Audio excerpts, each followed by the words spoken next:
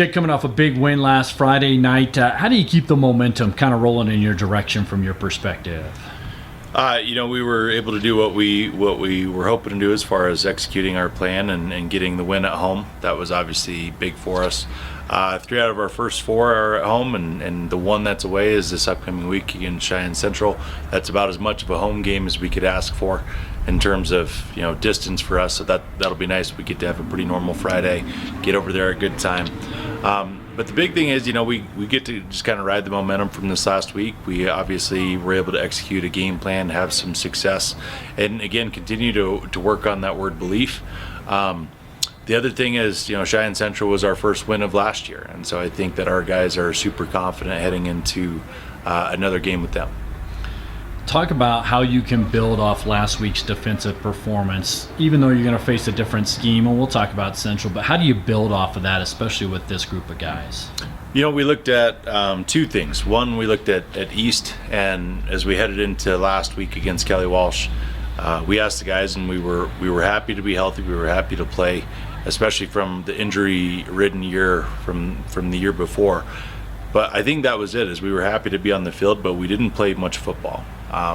And we asked those guys this last week to, work on their craft, look at their position, and do what their coaches are asking them to. And I think you saw a vastly different defense that was, fundamentally sound, and we were able to just, be the more mentally sound team and execute our job. And so as we move forward, we kind of had a tale of 2 games on what we can do when we work on ourselves and when we work for our team. And so if we work as a team, I like our opportunity again.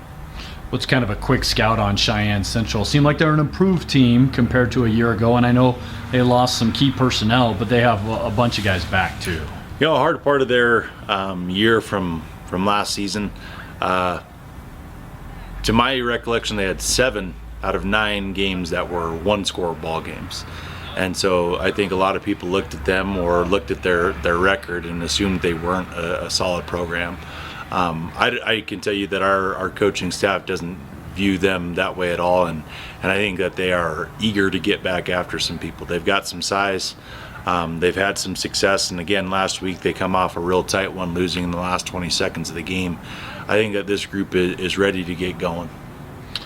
Any personnel with Central that you look at? Yeah, they are replacing a few guys from the previous year, but really the biggest thing that we see is number 75, Jack Garrett. He's just a large human on both sides of the ball. They like to flip him offensively, let him kind of be their power guy.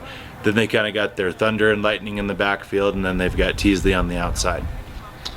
So what are you trying to do this week to prepare your team to play as best as possible Friday?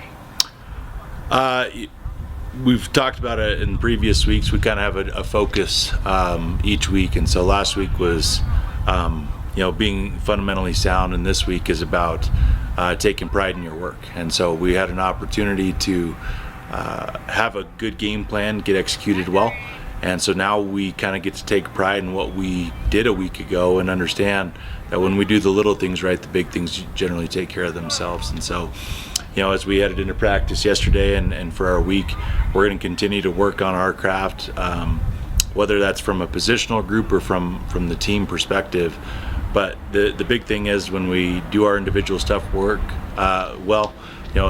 that's why I always say this is the best team game out there, because when all guys do it right, it's a beautiful thing.